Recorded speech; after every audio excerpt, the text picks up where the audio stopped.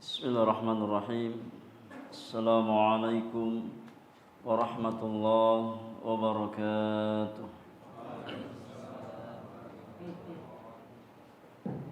Alhamdulillahi rabbil alamin. Hamdan katsiran tayyiban mubarakan fihi kama yuhibbu rabbuna wa yardah. Wassalatu wassalamu ala asyrafil mursalin Nabiyyina Muhammadin wa alihi wa sahbihi ajma'in wa man tabi'ahum bi ihsanin ila yaumiddin wa sallama tasliman katsira. Fa inna asdaqal hadithi kitabullah wa khairal hadyi hadyi Muhammadin sallallahu alaihi wasallam wa syarral umuri muhdatsatuha wa kullu muhdatsatin bid'ah wa kullu bid'atin dhalalah wa kullu dhalalatin finnar. Amma ba'du. Ikhwani fillah wa akhwati fid din, a'azzakumullahu ajma'in. Jamaah sekalian, ikhwan dan akhwat yang Allah muliakan, kita lanjutkan pelajaran kita di dalam membahas kitab Al-Fiqhul Muyassaru fi Dhaw'il Kitab was Sunnah. Di malam hari ini kita masuk bab yang ketujuh di dalam kitab At-Taharah, Al-Bab As-Sabi' fil Ghusli. Ya, bab yang ketujuh tentang mandi janabah wa fihi masail. Dan di dalam bab yang ketujuh ini ada beberapa permasalahan. Al-mas'alatul ula, permasalahan yang pertama tentang makna al-ghusli wa hukmuhu wa daliluhu. Makna mandi janabah, kemudian hukumnya dan dalil pensyariatannya. Ma'nahu al-ghuslu lughatan masdarun min ghasala syai'a yaghsiluhu ghaslan wa ghuslan. Kata al-ghuslu ya secara bahasa merupakan bentuk masdar, ya, dari fi'il ghasala yaghsilu. Ghasala yaghsilu, ya, ghaslan dan ghuslan. Ghaslan dan ghuslan. Ini artinya mencuci. Ya, ghasala yaghsilu secara bahasa ya artinya mencuci. Wa huwa tamamu ghaslil jasadi kullihi, yaitu mencuci jasad ya secara keseluruhan, membasuh jasad secara keseluruhan, secara sempurna. Itu makna al-ghuslu di dalam bahasa Arab. Ya, yakni mencuci badan ya secara keseluruhan. Wa ma'nahu syar'an, sedangkan makna al-ghuslu ya secara syar'i ta'mimul badani bil ma', yakni mengguyurkan air ke seluruh tubuh. Au isti'malu ma'in tahurin fi jami'il badan, atau menggunakan air yang sifatnya tahur, menggunakan air yang sifatnya tahur, yang suci dan mensucikan untuk seluruh badan, ala sifatin makhsusatin, ya, dengan kaifiyat atau tata cara tertentu, ala wajhi ta'abbudi lillahi subhanahu wa ta'ala, ya dengan maksud berta'abbud, beribadah kepada Allah Subhanahu wa taala. Ini definisi mandi secara syar'i. Ini seseorang mengguyurkan air ke seluruh tubuhnya, namun dengan tata cara yang tertentu, yang datang penjelasannya di dalam syariat. Nanti akan kita jelaskan kaifiyat ya mandi janabah. Yang jelas mandi janabah secara syar'i, ya seseorang mengguyurkan air ke seluruh tubuhnya dengan sifat yang tertentu, dengan tata cara yang tertentu yang sesuai dengan apa yang dicontohkan oleh Rasulullah sallallahu alaihi wasallam, dengan menyertakan niat, ya, dengan menyertakan niat beribadah kepada Allah Subhanahu wa taala, yaitu niat untuk raf'u al-hadatsil akbar. Niat untuk mengangkat hadas apa? Hadas besar. Maka dari definisi mandi janabah tadi secara syar'i, ya, mandi janabah itu ya tidak sah melainkan dengan dua syarat. Mandi janabah tidak sah melainkan dengan dua syarat. Syarat yang pertama, ya, yakni sesuai dengan kaifiyat yang dicontohkan oleh Rasulullah sallallahu alaihi wasallam. Ya. Dan ini merupakan hakikat dari apa? Al-mutaba'ah.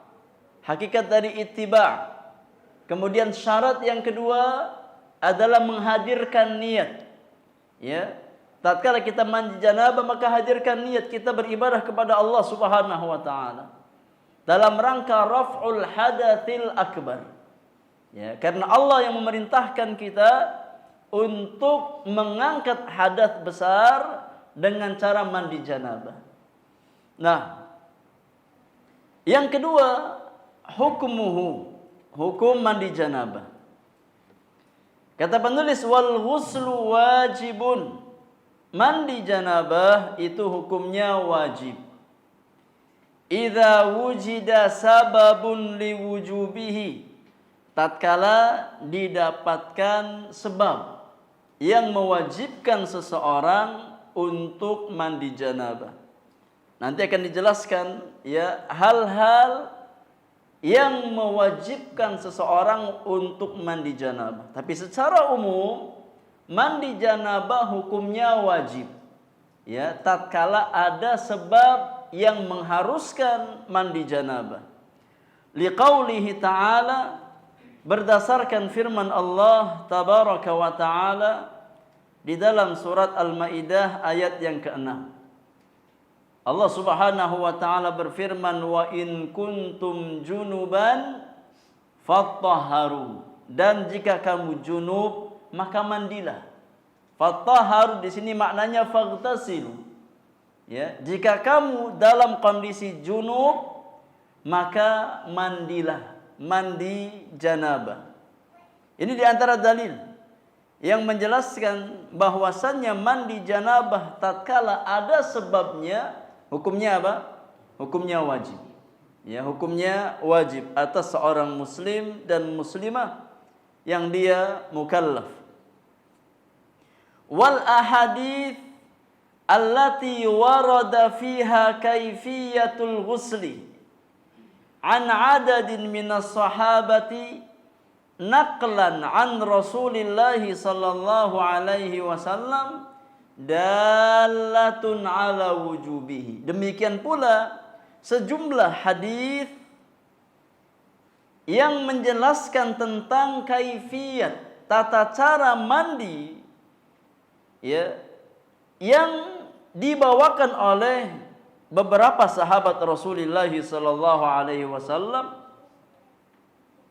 tatkala mereka menukilkan tata cara mandi janabahnya Nabi alaihi salatu wasalam, itu semua merupakan dalil akan kewajiban mandi janabah. Ini juga nanti akan dijelaskan, ya, hadis-hadis yang menjelaskan tentang kaifiyat mandi janabah Rasulullah sallallahu alaihi wasallam.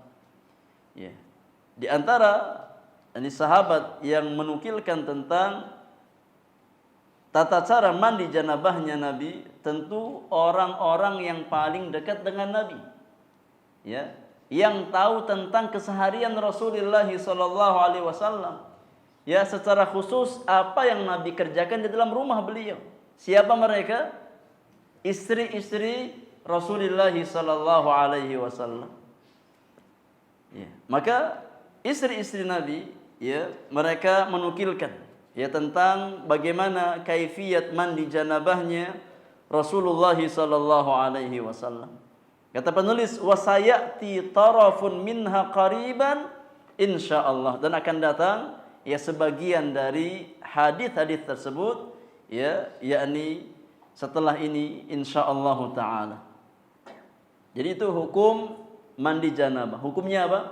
Hukumnya wajib kalau ada sebabnya. Ya, sekarang poin yang ketiga tentang mujibatuhu. Ya, sebab-sebab yang menyebabkan seseorang wajib mandi janabah.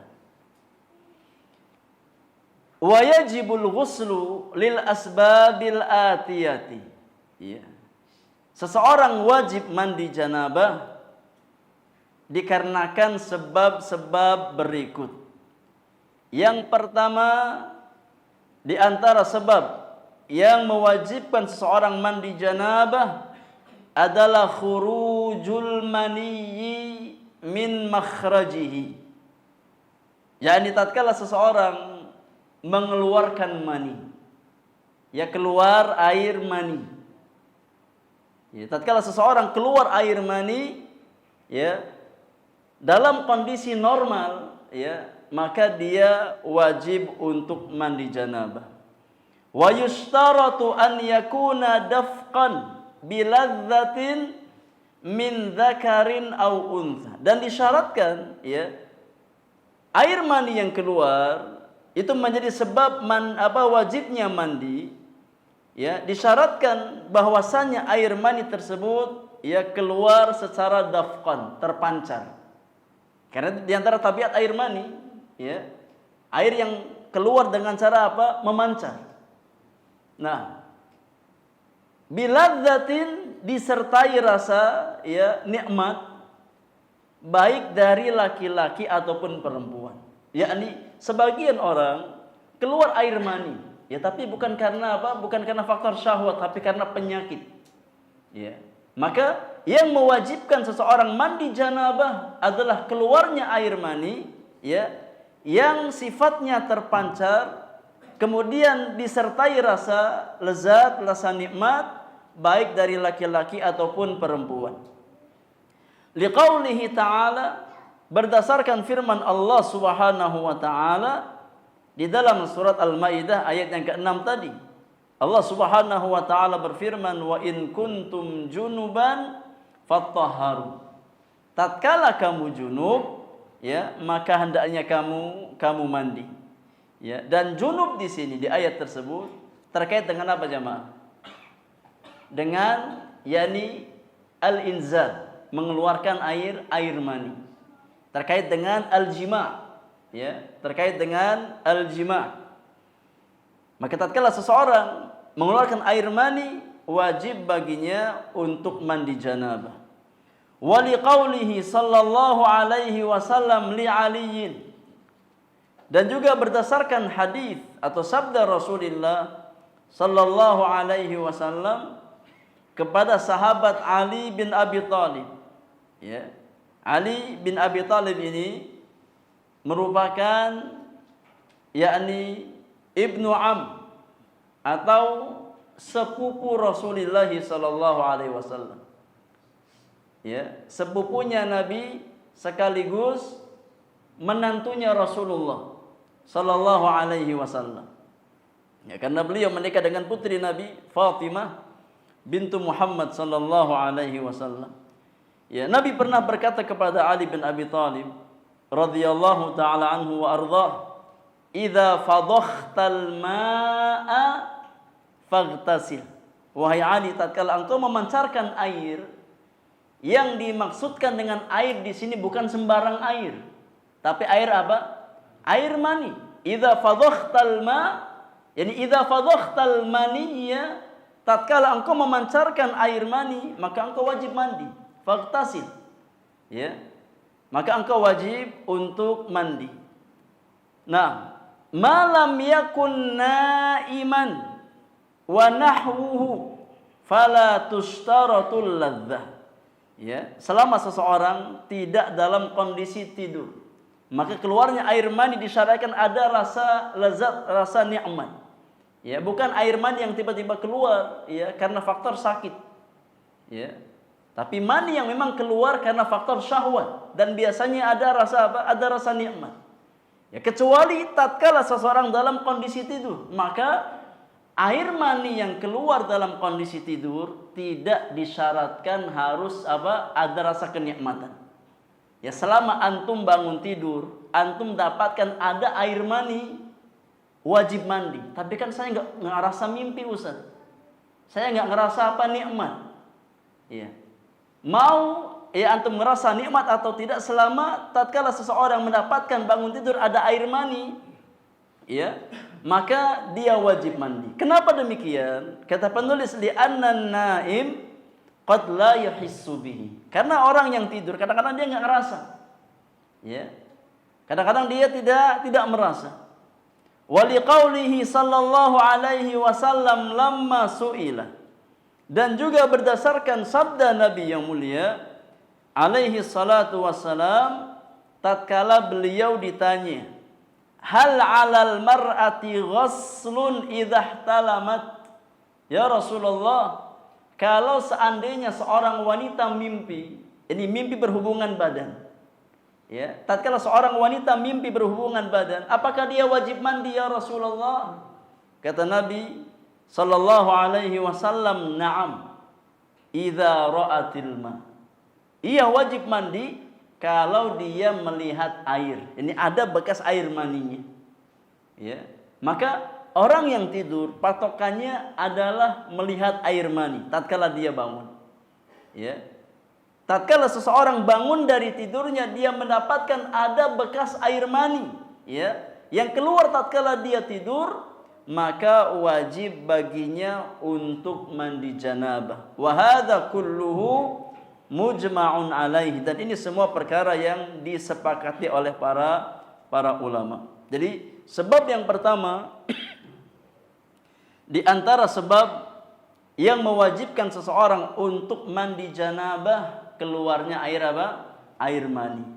Ya, baik disebabkan karena jima atau karena mimpi. Ya, ini sebab yang pertama.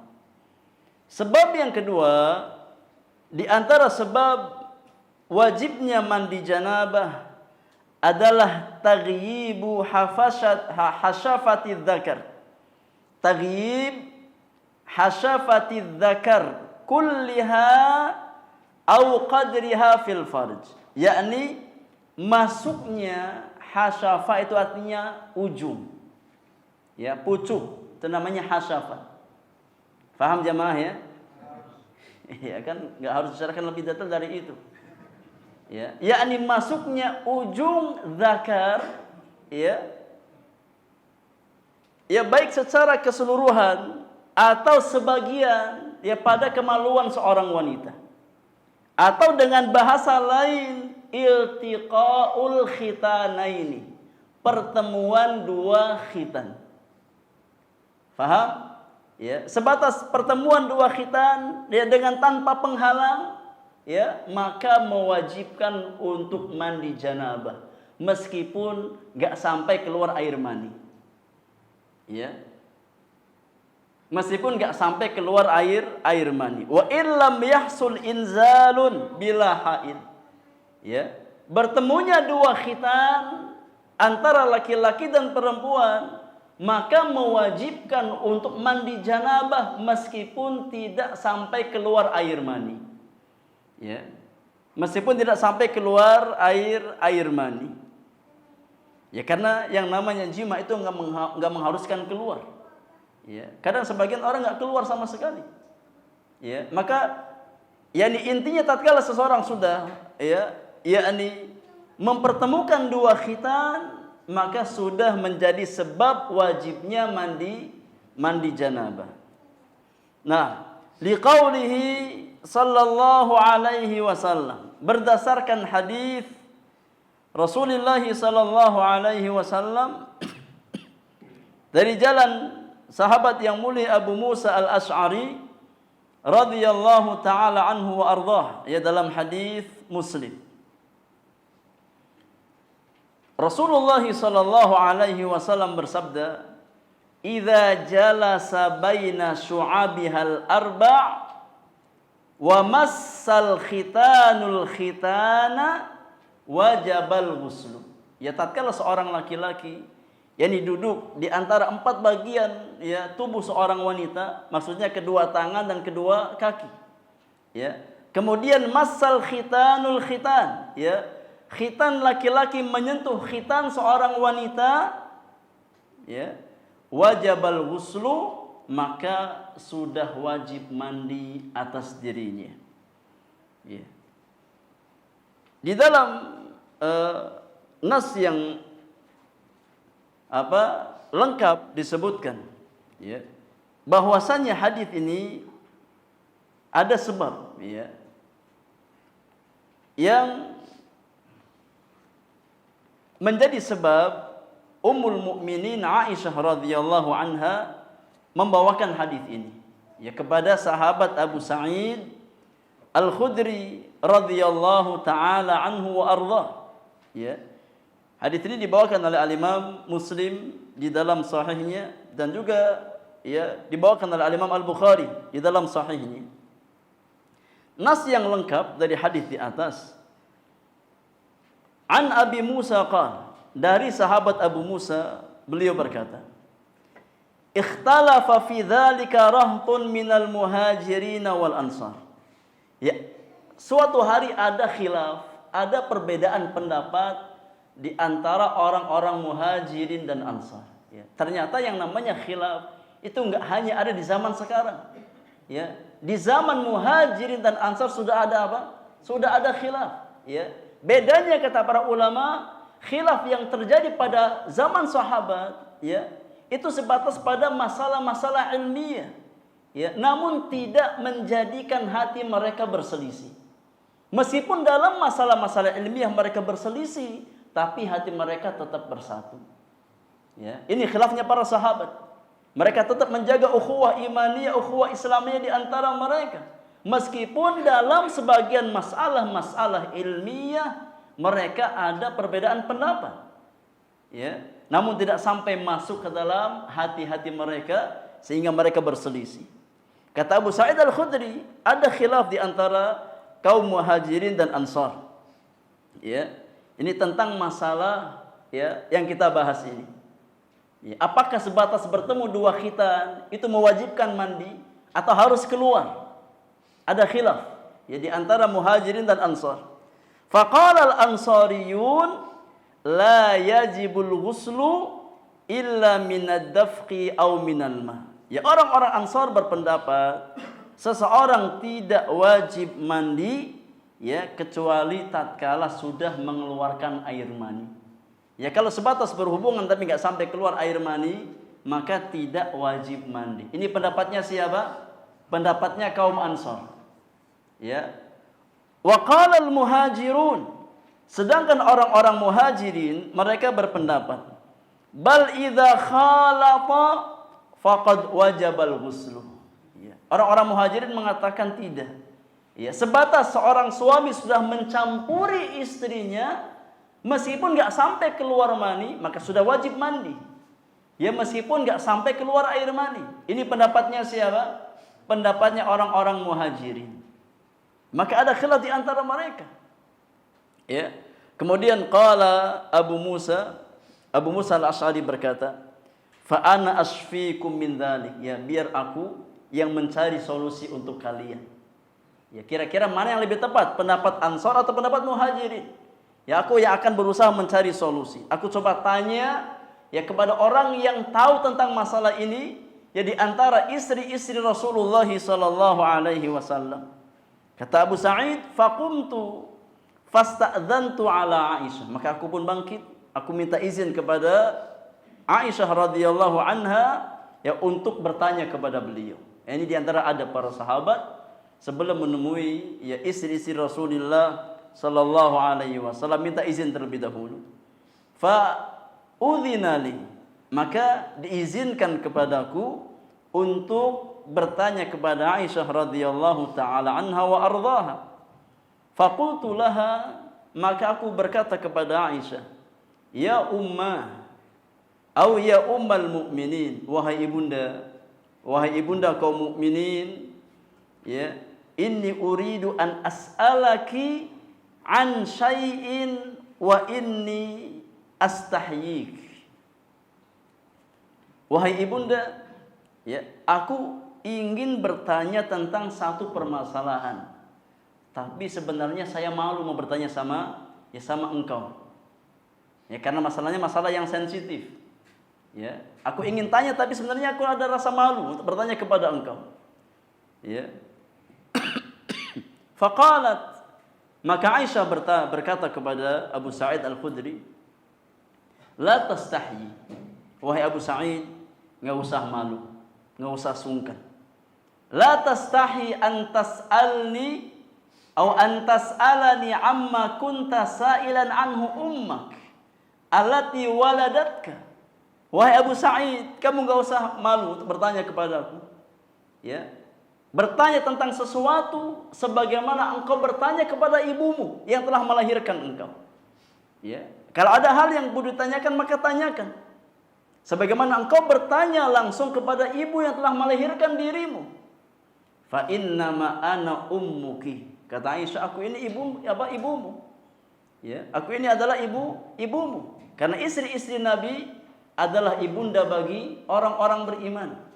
Ya, istri Rasulullah sallallahu alaihi wasallam itu punya kekhususan bagi orang-orang beriman. Ya, bahwasannya mereka adalah ibunda bagi orang-orang beriman. Makanya dikatakan ummahatul mukminin.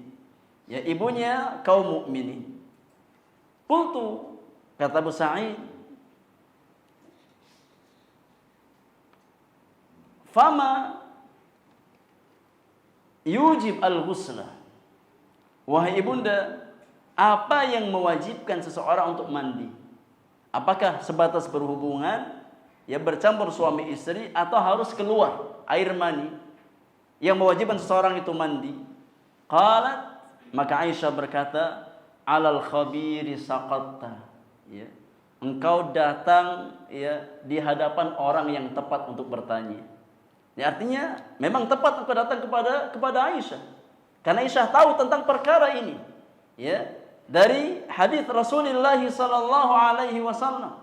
Maka Aisyah mengatakan alal khabiri saqatta. Ya, engkau datang kepada orang yang tepat. Qala Rasulullah sallallahu alaihi wasallam.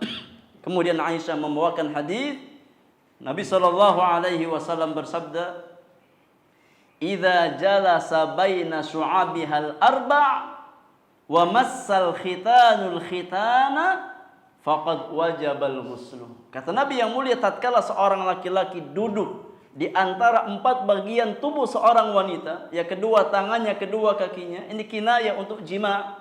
Ya, tatkala seorang suami sudah mencampuri istrinya, kemudian bertemu antara 2 khitan, ya, faqad wajabal ghuslu, maka sudah wajib mandi. Pendapat kaum muhajirin, ya, yang mengatakan bahwasanya sebatas bercampur maka sudah mewajibkan mandi. Ya, sudah mewajibkan mandi janabah. Nah, jadi di antara sebab yakni seseorang wajib mandi janabah adalah pertemuan 2 khitan. Ya, pertemuan dua khitan. Nah, baik ya mengeluarkan air mani ataupun tidak. Allahu a'lam. Kemudian yang ketiga, di antara sebab mandi janabah atau wajibnya mandi janabah adalah islamul kafir walau murtadda. Yani masuk Islamnya orang yang kafir. Ya, orang yang masuk Islam dari kekafirannya, atau orang yang murtad kemudian kembali kepada Islam, maka dia wajib untuk mandi besar. Ya, tatkala seseorang yang mengucapkan 2 kalimat syahadat kemudian masuk ke dalam Islam, maka setelahnya wajib untuk mandi janabah atau mandi besar. Li'anna an-nabiyya sallallahu alaihi wasallam amara Qais ibn Asim hina aslama an yaghtasil. Dalilnya kata penulis, karena Nabi sallallahu alaihi wasallam pernah memerintahkan sahabat Qais bin Asim tatkala beliau masuk Islam, ya, setelah mengucapkan 2 kalimat syahadat, maka diperintahkan untuk mandi. Ya, diperintahkan untuk mandi. Dan nas hadisnya adalah sebagai berikut. Nas hadis tentang Qais bin Asim ini dibawakan oleh Imam Abu Dawud, At-Tirmidzi, An-Nasai di dalam sunannya, ya, dan disahihkan oleh Syekh Albani rahimahullahu taala di dalam kitab Irwaul Ghalil dari Khalifah Ibnu Husain. Khalifah Ibnu Husain dari kakek beliau. Ya, kakek beliau ini Qais bin Asim. Ya, Qais bin Asim. Berkata Qais bin Asim, "Ataitun Nabiyya sallallahu alaihi wasallam uridul Islam." Pernah aku mendatangi Nabi, ya, ingin menyatakan keislamanku, ingin masuk Islam, ya, ingin bersyahadat di hadapan Rasulullah sallallahu alaihi wasallam. Maka kemudian kata Qais bin Asim, fa'amarani an aghtasila bima'in wasidrin. Maka Nabi sallallahu alaihi wasallam memerintahkan aku untuk mandi dengan air dan daun bidara. Ya, dengan air dan daun bidara. Maka dari sini para ulama mengambil istinbat hukum bahwasannya orang kafir yang masuk Islam, ya, maka wajib untuk mandi janabah setelah mengikrarkan keislamannya. Wallahu a'lam. Kemudian yang keempat, di antara perkara yang mewajibkan seseorang mandi janabah adalah inqita'u damil haid wan nifas. Ya, terputusnya darah haid dan darah nifas. Ya, ini khusus bagi seorang wanita.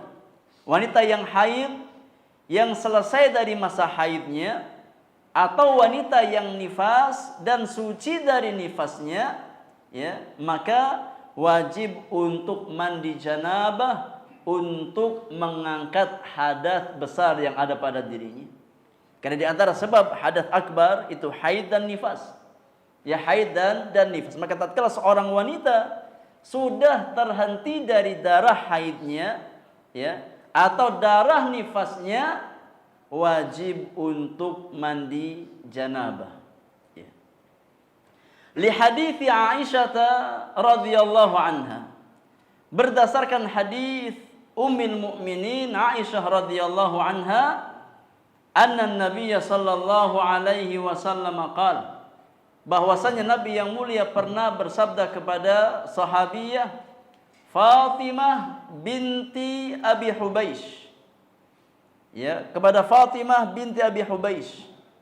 Kata Nabi sallallahu alaihi wasallam, "Idza aqbalat al-haidatu fada'is shalah." Wahai Fatimah, tatkala datang masa haidmu, maka tinggalkan salat. Jangan salat. Ya, karena wanita yang haid tidak sah salatnya. Wanita yang haid dilarang untuk salat. Wa idza adbarat faghtasili wa shalli. Dan tatkala ya sudah berlalu masa haidmu, ya sudah berhenti darah haidmu, maka mandilah kemudian salatlah. Ya, maka di antara sebab yang mewajibkan seseorang untuk mandi janabah adalah terhentinya darah haid. Ya. Wan nifasu kal haid bil ijma', dan hukum wanita yang nifas itu seperti wanita haid dengan ijma' para ulama. Ya, hukumnya seperti wanita haid. Sebagaimana wanita yang haid enggak boleh salat, ya, Enggak boleh puasa, maka wanita yang nifas juga sama. Sebagaimana wanita haid, selesai dia haid wajib mandi janabah, maka wanita yang nifas juga sama wajib untuk mandi janabah. Wallahu taala alam bisawab. Sudah masuk waktu Isya. Tapi kita cukupkan dulu. Insyaallah kita bahas ya sebab yang terakhir, sebab yang kelima setelah salat Isya berjamaah. Wallahu taala alam bisawab. Wassallallahu ala nabiyyina Muhammadin wa alihi wa sahbihi ajma'in. Wa akhiru da'wana alhamdulillahi rabbil alamin. Assalamualaikum warahmatullahi wabarakatuh.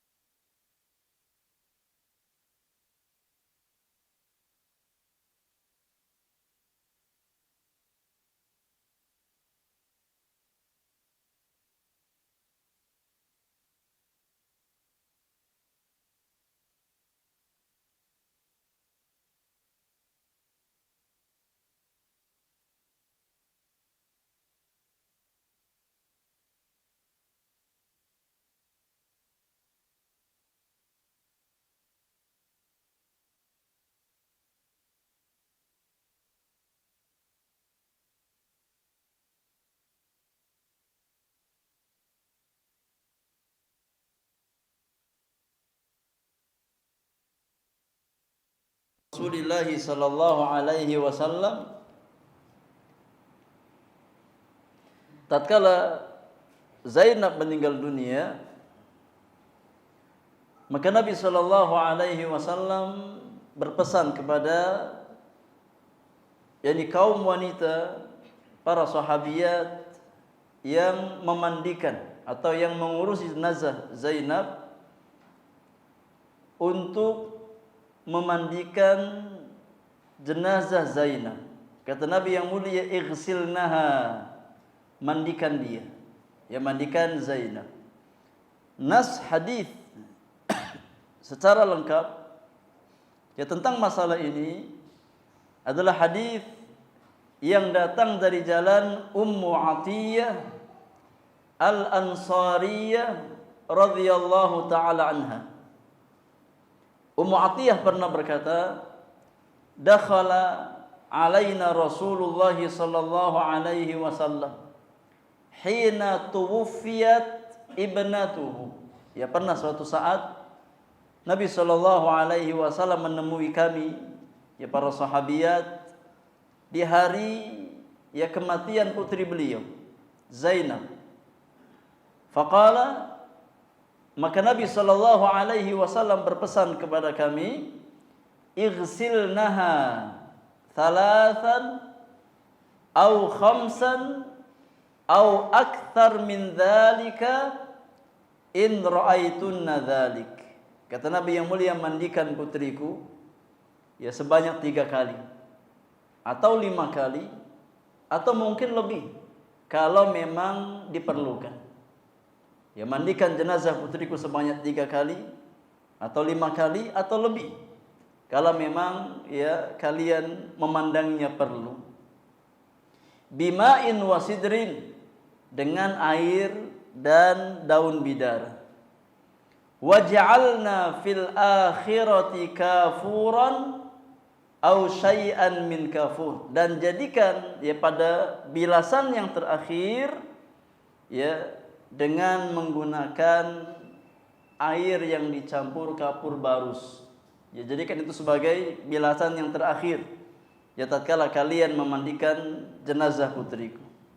Maka di sini Nabi sallallahu alaihi wasallam memerintahkan para sahabiyat untuk memandikan putri beliau. Maka para ulama mengambil istinbat hukum ya tentang wajibnya memandikan jenazah ya yang meninggal dunia dari kalangan orang-orang beriman. Hukumnya apa jamaah? Hukumnya apa? Hukumnya fardu kifayah. Hukumnya fardu kifayah. Wa qala fil muhrim. Demikian pula dalil yang lain yang menunjukkan bahwasannya orang yang wafat itu wajib untuk dimandikan adalah sabda Nabi sallallahu alaihi wasallam terhadap seseorang yang muhrim.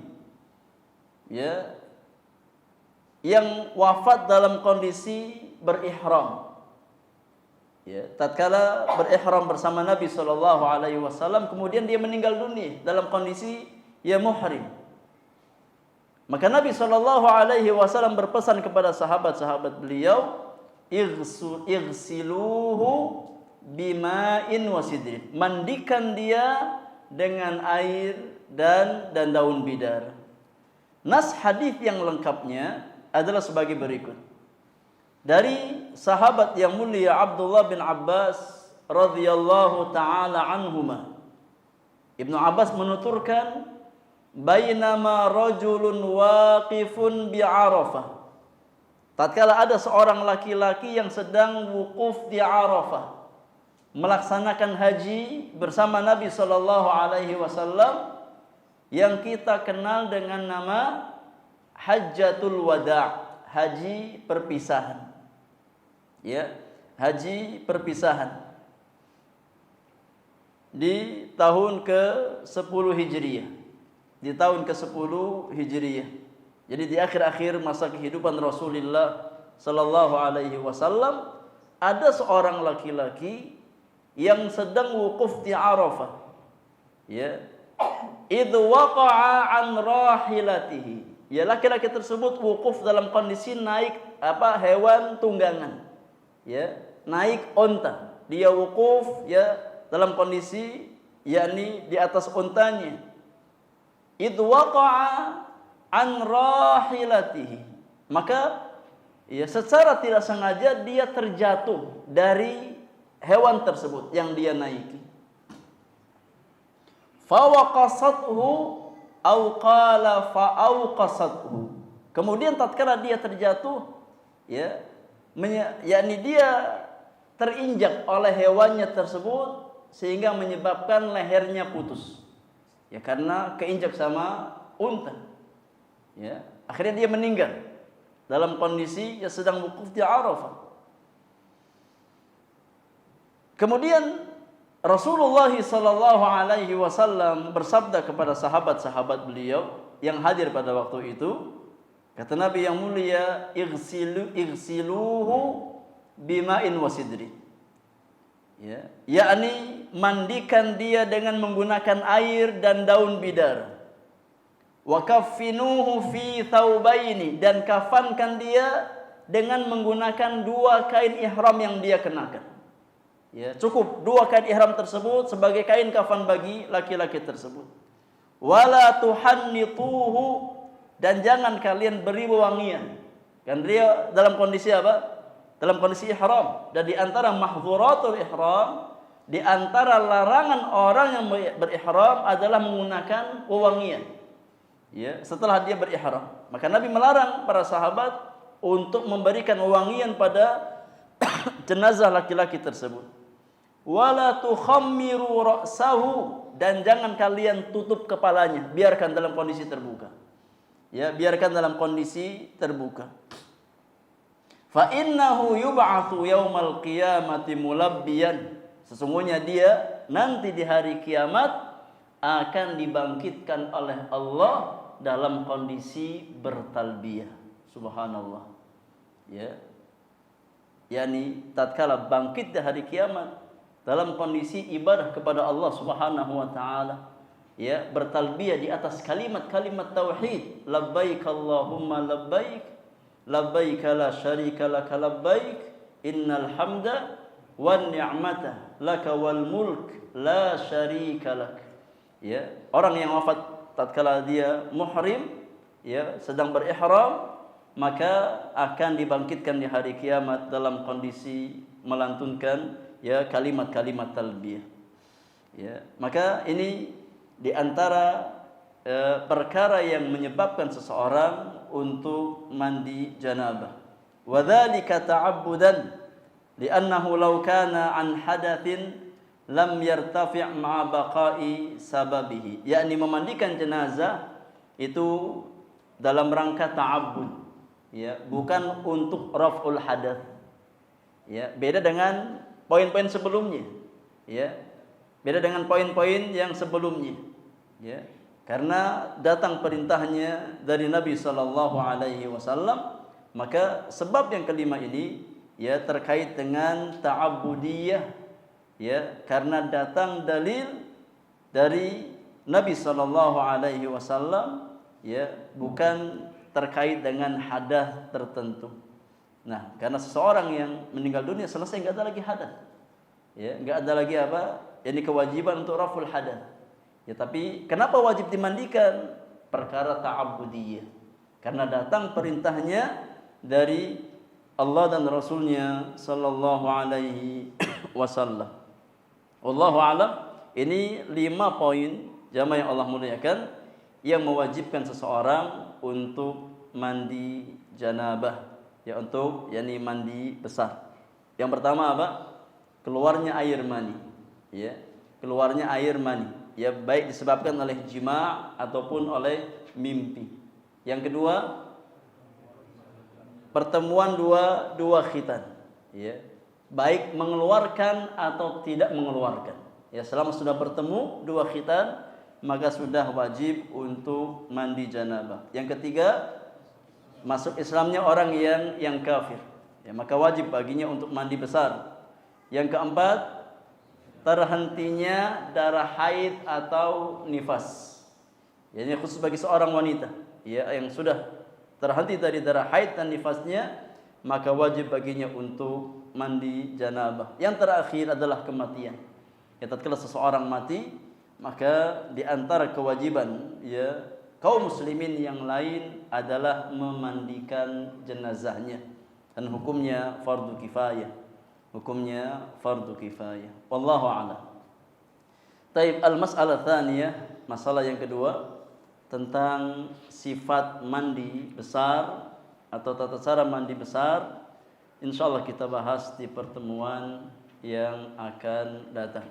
Nah, ya, selebihnya kalau ada hal-hal yang sekiranya kurang difahami dari apa yang kita sampaikan di malam hari ini, kita beri kesempatan untuk bersoal jawab, ya, terkait materi yang kita bahas di malam hari ini. Wallahu ta'ala a'la wa a'lam.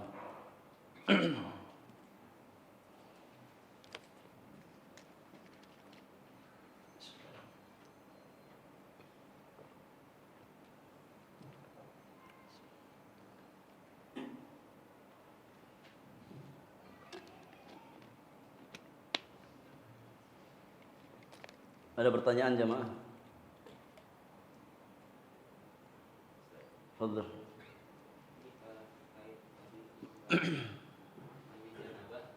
Beberapa kali disandingkan bersamaan dengan daun bidara, mandi bersama daun bidara. Apakah itu sebuah anjuran juga ketika mandi janabah dengan daun bidara? Terus bagaimana kalau misalkan tidak ada daun bidara tersebut? Taib, nah, barakallahu fiik. Yakni secara umum, ya, secara umum daun bidara itu berfungsi untuk tanzif, membersihkan, ya, untuk membersihkan. Maka kalau tidak ada daun bidara, ya, dan kita punya sabun, maka sabun cukup, ya, untuk membadalkan daun bidara tersebut. Ya, karena memiliki ilah yang sama, memiliki fungsi yang sama sebagai wasilah untuk membersihkan jasad kita. Ya, maka tatkala ya kita mandi menggunakan sabun, ya, maka ini sudah cukup, ya, sudah cukup, ya, untuk membersihkan jasad kita. Nah, sudah cukup untuk membersihkan, ya, jasad kita.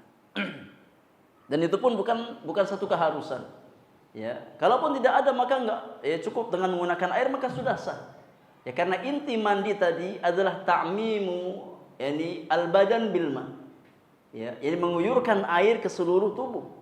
Ya, kalau kita menggunakan wasilah ya untuk membersihkan badan kita agar lebih maksimal, maka hada min bab afdhaliyah. Ya, min bab afdhaliyah. Kalaupun tidak ada ya sabun, karena mungkin kita nggak punya duit buat beli sabun, ya maka tetap sah mandi janabahnya. Ya, mandi apa tetap sah mandi janabahnya. Kalau ya, dan jadi hampir-hampir ya sangat sulit kalau apa ada orang nggak bisa beli sabun. Ya, tapi memang kalau memang ya benar-benar nggak punya duit buat apa beli sabun, ya maka mandi janabahnya tetap sah. Ya selama memang air itu sudah terguyurkan ke seluruh tubuh. Nanti kan kita bahas ya dari sisi kaifiyat mandi janabah. Insyaallah di pertemuan yang akan datang. Wallahu a'lam bishawab. Nah,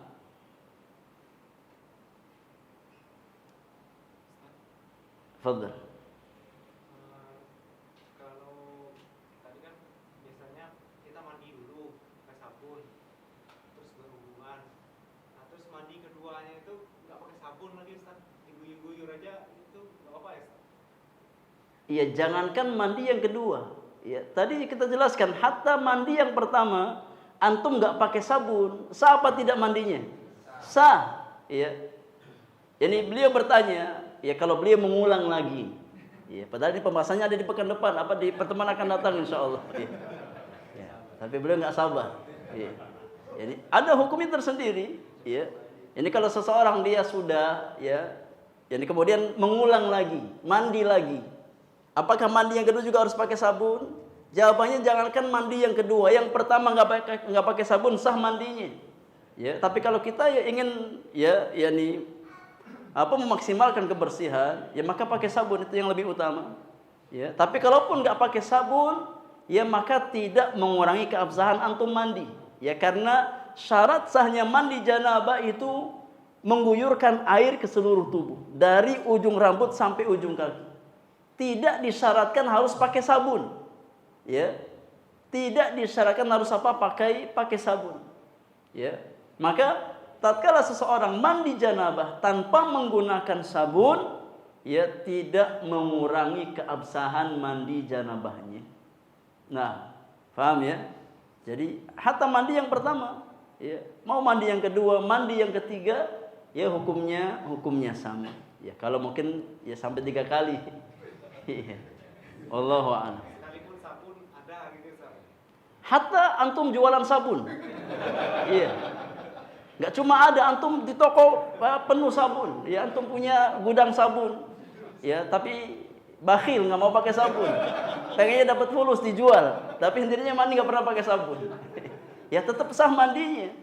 Ya, mandinya tetap sah. Saya katakan sekali lagi, ada tidaknya sabun, antum pakai tidaknya sabun tatkala mandi janabah tidak mengurangi keabsahan mandi antum. Paham?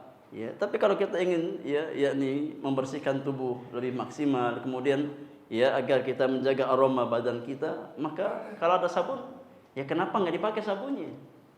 Iya kan? Ya, wallahu a'lam. Paham ya? Iya, barakallahu fiik. Fadhal. Ketika di daerah tertentu misalkan taruh terisolasi, dia kena musibah. Nah, Terus dia junub gitu kan. Sementara dia tidak mendapatkan air bersih, misalkan daerah tersebut banjir gitu, banjir dan untuk bantuan air bersihnya nggak ada, sedangkan sumur itu mampet lah pompanya. Ya sekitaran itu air bersih bisa dibilang tidak ada, air bersih artinya tidak bisa mensucikan, nggak ada. nah, Dia dalam kondisi junub. iya. Yakni kaidahnya ya seseorang yang tidak bisa menggunakan air untuk bersuci baik wudu ataupun mandi janabah, maka taharahnya berpindah ke taharah badaliyah, taharah pengganti dari wudu dan mandi. Ya. Dan taharah pengganti itu namanya apa? Namanya tayammum. Ya. Namanya tayamum kalau seseorang dia tidak bisa menggunakan air. Ya. Imma karena faktor sakit, imma karena nggak ada air. Ya. Maka taharahnya berpindah dari taharah asliyah ke taharah badaliyah. Ya. Maka dalam kasus yang antum tanyakan, kalau memang nggak ada air, ya, kalau memang benar-benar nggak ada air yang bisa dia gunakan untuk mandi, ya, air sangat terbatas, mungkin hanya cukup untuk minum, ya, maka pada saat itu, ya, hendaknya dia, yakni bersuci dengan cara tayamum, ya, dan tayamum itu sifatnya sama, baik untuk wudu ataupun untuk mandi janabah, kaifiyatnya sama. Ya, kaifiyatnya sama, nggak ada bedanya. Ya, kaifiyatnya sama, nggak ada bedanya. Ya, kita tepuk, cari yakni debu yang bersih, yang suci. Ya, kita tepuk dan kedua tangan kita, ya kita usapkan, ya, kemudian kita usapkan ke muka kita. Selesai tayamum. Simple. Ya, simple. Jadi jangan takut junub. Jangan takut junub karena apa? Nggak ada air. Ya, ada apa? Ada tayamum. Allahu a'lam. Ada yang lain jemaah? Fadhal. Ini yang antara orang kafir yang masuk Islam, Ustaz. Nah, Itu seandainya dia ketika masuk Islam dia tidak sholat adab, mandi junub janabah, jadi tidak mandi junub. Apakah selama dia tidak mandi junub itu dia sah dalam perkara ibadahnya atau gitu? Sholat, kenapa dia nggak mandi janabah? mungkin dia tidak dikasih tahu atau apa gitu. Ya, Masuk Islam. dia masuk Islamnya di hadapan siapa? Iya, hendaknya seseorang tatkala dia masuk Islam cari orang yang paham tentang ahkam Islam. Ya. Ini khawatir ya soal antum ini soal iftiradi, ya hanya sebatas apa? Yani soal-soal yang sifatnya iftiradi, tahu ya, yang dikira-kirakan tapi nggak ada realitanya. Ya, tapi kalau memang ada, ya, maka selama dia dalam kondisi jahil, ya maka tentu hukumnya berbeda. Orang yang meninggalkan kewajiban karena kejahilan, maka dimaafkan. Berbeda dengan orang yang meninggalkan kewajiban karena faktor, ya dia tahu, maka nggak ada udzur bagi orang tersebut.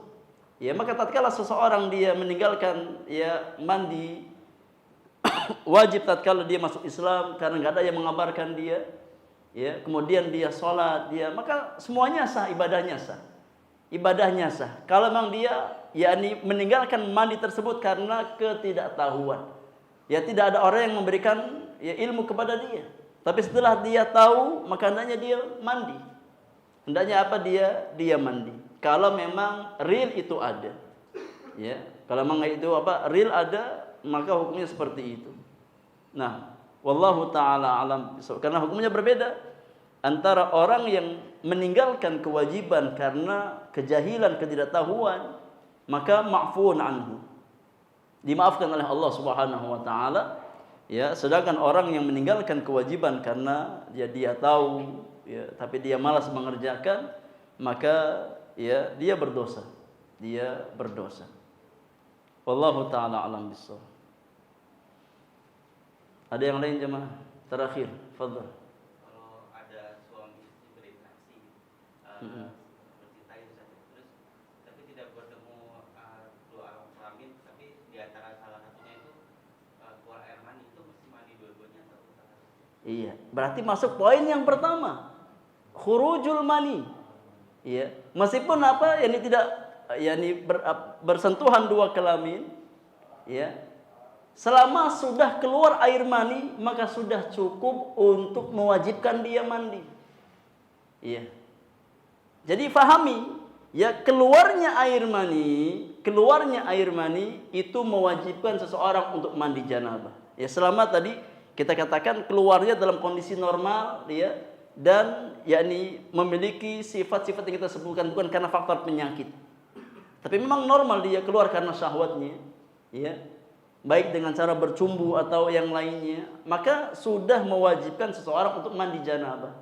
Beda dengan jima, ya. Maka jima, pertemuan dua khitan, ya, meskipun seseorang nggak mengeluarkan air mani, maka sudah cukup untuk mewajibkan mandi janabah. Ya. Tidak disyaratkan harus keluar. Ya. Jadi tatkala seorang suami sudah mengeluarkan air mani, ya, meskipun ya tidak dengan yakni pertemuan dua khitan, maka sudah mewajibkan mandi. Ya. Siapa yang wajib mandi? Ya suami tadi. Iya. Tapi kalau bertemu dua khitan, maka dua-duanya wajib mandi. Dua-duanya wajib apa? Wajib mandi. Paham? Iya, barakallahu fiik.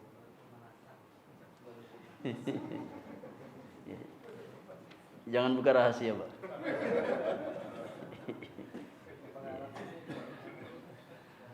Iya, ini masalah sensitif ya.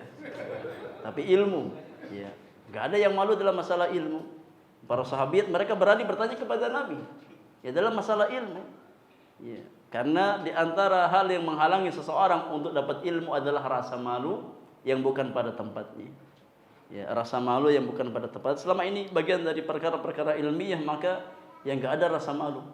Ya, selama memang berusaha untuk disampaikan dengan bahasa yang terbaik. Dengan bahasa yang terbaik.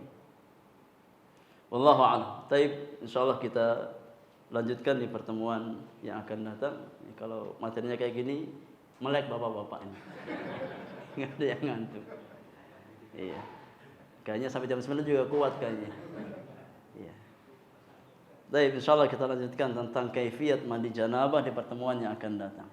Wallahu taala a'lam bissawab. Wa sallallahu ala nabiyyina Muhammadin wa alihi wa sahbihi ajma'in wa akhiru da'wana alhamdulillahi rabbil alamin subhanakallahumma wa bihamdika asyhadu an la ilaha illa anta astaghfiruka wa atubu ilaik. Assalamualaikum warahmatullahi wabarakatuh.